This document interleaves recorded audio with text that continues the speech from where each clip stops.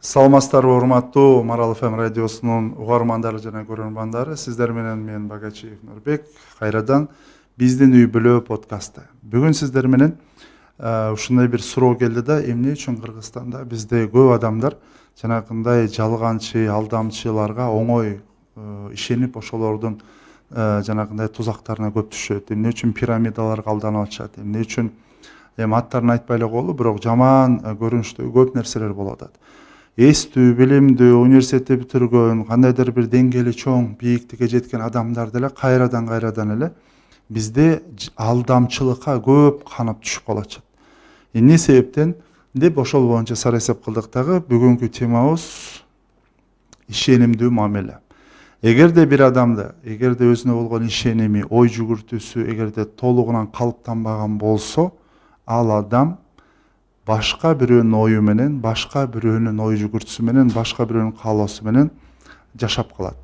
Эң биринчи психологияда калыптанып аткан нерсе ишенимдүү мамиле. Ишенимдүү мамиледе биз эмнеге маани беришибиз керек? Муну ишенимдүү мамиле деп да айтылат, же болбосо ишенимдүү байланыш деп да айтылат да. Бала кичинекей бул дүйнөгө келгенде эң биринчи наристе ошо көзүн ачып апасын карап турганда, апасы менен болгон дүйнөдөгү эң биринчи алтын периштеде болгон апасы менен байланыш түзөт.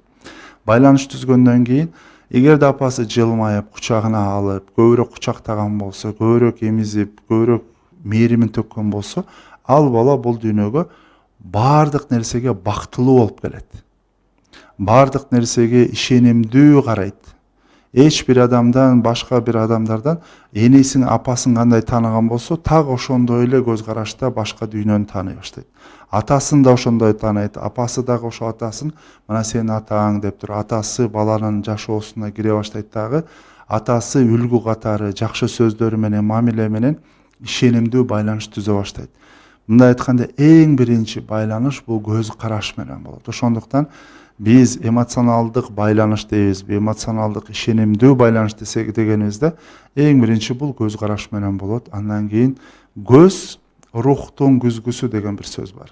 Ошондуктан биздин көзүбүз ушундай бир жылуу болуш керек. Кээ бир адамдарды билесиздер, көзү кара экен, эч нерседен коркпогон, же болбосо көзү токтоп калыптыр деген сөз бар. Ал адам бул жашоодо карманганга эч нерсеси жок болуп, кандайдыр бир жан дүйнөсү аркы рухунда бир адамга болгон ишеними жок калганда, көздөрү бир башкача болуп калат. Мындай айтканда токтоп калат. Өзгөчө жанакындай жетим балдардын, же болбосо карылар үйүндө, же болбосо бир түрмөлөрдө адамдардын адамдарга болгон ишеними жок болуп калган кээ бир жерлерде адамдардын көз карашы башкача болуп калат. Ал жерде кандайдыр бир жагынан үмүт, бирок көз баардык нерсени айтып турган болот. Ошондуктан биз бир адам ишенимдүү, күчтүү, эмоционалдык жактан бир байланышы бар, коомчулук менен байланышы бар болушун кааласак, ата-эне катары эң биринчи балага көз карашыбызды түздөйбүз дагы, көз карашты жылмаюу менен, жылуу сезимдерди көз менен беребиз. Андан кийин мындай айтканда кучактоо менен, кинестетикалык дейт, кучактоо менен, башын сулоо менен, жакындоо менен, денесине тийүү менен, ошол менен биз байланышка түзөбүз. Жана үнүбүз сөзсүз түрдө жумшак болуш керек. Үн жумшак болгондо адамдын бири-бирин уккусу келет. Уккусу келет дагы, адам жакындай баштайт, ошол адам менен байланыш болот. Эгерде мисалы сен эмне деп атасың? Тур. Кана тигиниң, мана деп туруп, биз кээде жакшы сөздү дагы катуу, же болбосо башка үн менен айтканда бала ишенбейт. Ишенимдүү мамиле эмне үчүн өтө маанилүү? Бала дагы, адам дагы, бул дүйнөдө адамга адам керек деген бир жакшы бир ырчык бар эле. Ошол сымал адамга адам керек. Бирок адамга кандай адам керек? Адамга ишенимдүү адам керек. Жылмай алган, жүзүндө жылмайуу болгон, жүзүндө нур болгон, үнү жумшак болгон, көзү билбейм мындай жалтылдап жашоого бир сүйүнүч менен караган бир көз керек. Ошол эле кезде саламдашканда, алек алганда, алек бергенди да алганды билген. Кайсы бир учурда балдарды башынан сылап, кайсы бир жерден эгерде уруксаат берген болсо, ийининен мынтип сылаганда адам дем күч алат. Ошону менен ишенимдүү байланыш түзүлөт.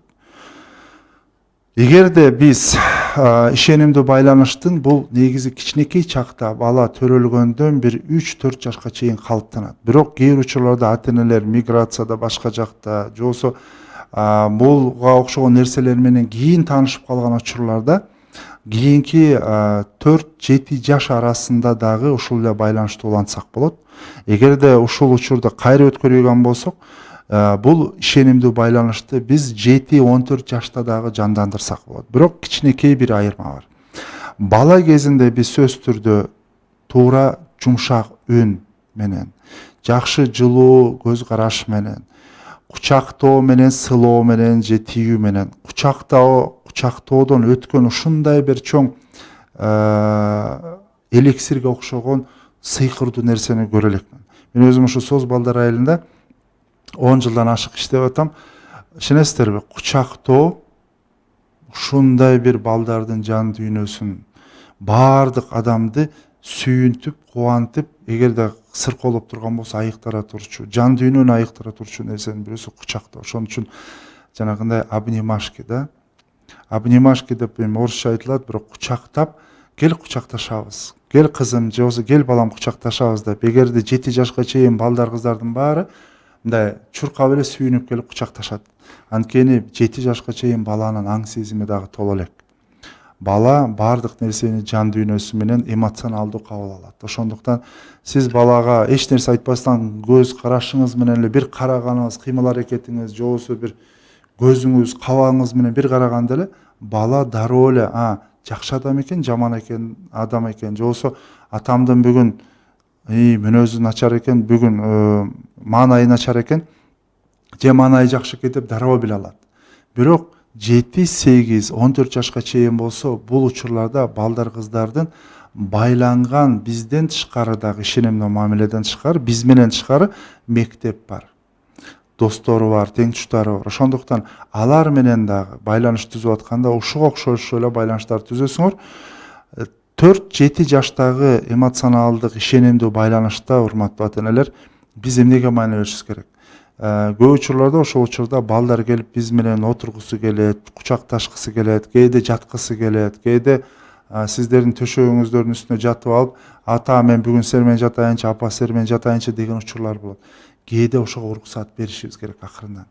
Кээде ошол жетпей аткан эмоционалдык, жетпей аткан нерселерин балдар сөз түрдө айтышат. Ошол нерселерге биз кунт коюп көңүл бурушубуз керек. Мисалы мектептен сүйүнүп алып, кубанып алып келип, ата апа бир нерсе айтайынчы деп келтканда, атасы же апасы бар колуң жууп кел, андан айтасың дегенде баланын ошол кыргыздарда айтып коет го, шагы сынып калат. Ошол каалоосу шагы сынып калгандан кийин андан ары ошону улантышы оор болуп калат. Же болбосо аз чоңдор сүйлөшүп атпайбы? Тынч отур, сен отур. Тамагың жедиңби? Тамагың жедиң, бар. Өзүң бөлмөңө бар, сабагыңды оку дегенде бала демек мени эч ким уккусу келбейли, демек мен керек жокмун дейт. Менин оюмду эч ким укпайт экен, менин оюм эч кимге кереги жок экен дейт. Ойлонуу өтө бир маанилүү нерсе, оюн менен бөлүшүү андан дагы маанилүү нерсе. Ошондуктан ата-эне катары, мугалим катары, бала бакчадагы тарбиячы катары биз балдардын оюн укканга, мындай айтканда, милдеттүүбүз, угушубуз керек. Биздин ишибиз, жашообуз, менин оюмча, андан дагы өтө бир маанилүү эч нерсе жок. Ошондуктан урматтуу эжелер, агайлар, урматтуу тарбиячылар, эгерде биз балдар, кичинекей кыздарыбыз келип чуркап келипчү, эже бир нерсе айтайынбы дегенде, кана кел айта кой деп көзүн карай алалычы, келгиле угабыз. Куранда эмне деп атат? Акыл ээлери деп атат. Ойлонгула деп атат. Баардык жерлерде, китептерде ойлонгула деп атат. Бирок биздин коомчулугубузда, негизи эле педагогикада ойлонгонго түртүп атат. Мисалы, дейтиги Аристотель, Сократ, Фараби, дейтиги мен деген аалымдарды, Орта Азиянын аалымдары дейли, мурунку Сократ, Аристотельдерди, бүт барын, Херодотторду карагыла, ошол учурларда экзамен деген, тест деген нерсе жок болчу да. Эмне бар эле? Эмне көрүп атасыңар? Кандай деп ойлоп атасыңар? Кандай көз караштасыңар деп ойлонгонго түрткөн. Күн батып баратканды карап, эмне көрүп атасыңар деген. Ар бир нерседе ошол өзүнүн ой жүгүртүүсү менен өзүн таразалап ойлонгонго түрткөн. Ошондуктан бизде педагогикада, психологияда, тарбияда урматтуу ата-энелер, мугалимдер келгиле балдарды көбүрөөк ойлонгонго, таң калганга түртөбүз, кызыкканга түртөбүз. Ошондо бул балдарыбыз, кыздарыбыз да келечекте эң мыкты мамлекетти түптөгөн кыйын ата-эне, кыйын адамдар чыгат буюрса. Ошондуктан биз балдар менен сүйлөшүп атканда жок деген сөздү колдонбошубуз керек. Жоктун ордуна албетте кандай сонун азыркы учурдагы тренддеги сөздүн бирөөсү супер, вау, супер, давай, кел кылып көрөбүз. Кандай, кел, аракет кыл, сонун экен. Сен жакшы болбоду айтканыңа, мен сенден үйрөндүм. Ишениңиздер, өзгөчө 4 жаштан өйдөкү, 14-15тен өйдөкү ошол учурларга чейин 4 жаштан өйдөкүлөрдүн баары сиздерге жаңы бир нерсени айтканда балдарыңар менен вау, чын эле ушундай экен, жылдыздар ушундай бекен, мен билбептирмин. Сен абдан сонун нерсени айтып атасың. Мен абдан кубандым деген таң калган нерсебизди биз билдиришибиз керек. Ошондо балдар бизге деп туруп, мен керек экенмин. Менин оюм керек экен. Менин оюм маанилүү экен. Мен аларга бар экенмин деп ишеним пайда болот. Ошондосуңар, ишеним. Биз жанагы подкасттын башында айткандагыдай, эмне үчүн кээ бир адамдар тез алданат? Эмне үчүн адамдар кичинекей жанагындай жалган пирамидаларга тез түшүп калат? Эмне үчүн? Анткени алар өзүнө ишенүү, өзү менен ойлонуу, таразалоо, сары эсеп кылуу деген нерсесин алып коюшкан. Кийин өзүң аялыңды окутасың, үйрөтөсүң, менин башымды оорутпа. Не деп атасың? Тур, чоң кишилер сүйлөшүп атканда аралашпа деген сөздөр каяктан келип атат? Эгерде биз балдар кыздарыбызды ойлонгонго, ишенгенге, аракет кылганга, ушул нерсенин үстүндө мындай ишенимдүү мамиле түзгөнгө түртпөсөк, жок деген сөз менен баштасак, кээ бир адамдардын тилинин оозунда жанагы жок менен баштайт да. Жок, мен ооба макулмун. Жок, мен ооба макулмун деген сөздөрдү айтат да. Жок, ушул жакта бир ойлонуп көрөлчү, дароо эле. Мындай жок деген сөздү укканда, көрдүңөрбү, силер мени азыр угуп атасыздар. Силерде да негатив пайда болду. Терс бир ой пайда болду, терс бир сезим пайда болду. Ошондуктан кандай сонун. Эгерде мисалы балаңыз же кызыңыз сизге бир опурталдуу бир суроо берип атат дейли да. Мисалы тиги тагамдар же болсо байкемдер Дубайга барып калыптыр, биз деле барып келбейлиби дегенде, жакшы болуптур, сонун болуп кетиптир, жакшы экен. Кел экөөбүз биринчи картадан Дубай каякта экенин көрөлүчү деп, андан кийин интернеттен билеттерди карап көрбөйлү, канча километр экен, канча узактыкта экен, шаары кайсы экен. Бул кичине кымбат экен, ойлонуп көрбөйлү деген, көрдүңөр кандай жумшартып атабыз. Биз маселени мындай айтканда кабыргасынан коюп дароо эле сындырыш эмес, максатыбыз жумшартуу.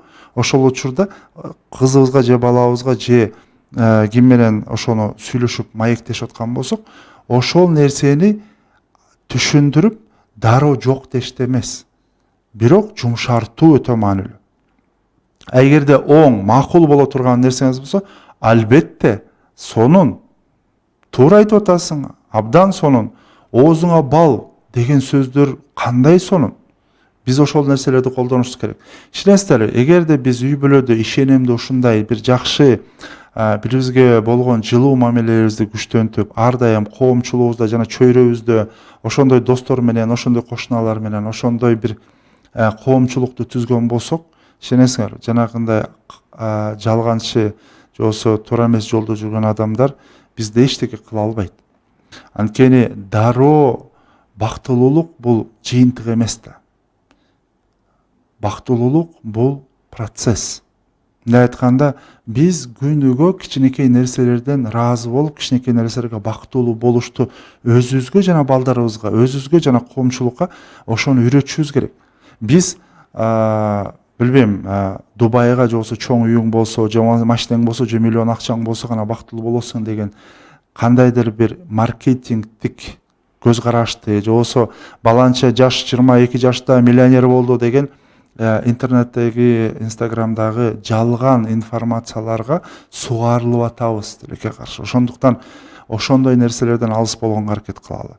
Бактылуу болгон бир келечек, бактылуу болгон балдарыбызды, бактылуу болгон өзүбүздүн үй бүлөбүздү курганга аракет кылалы. Ошондо биздин үй бүлө күчтүү болот. Сиздер менен Багачиев Нурбек, Марал ФМ, биздин үй бүлө подкаст. Аман эсен туруңуздар.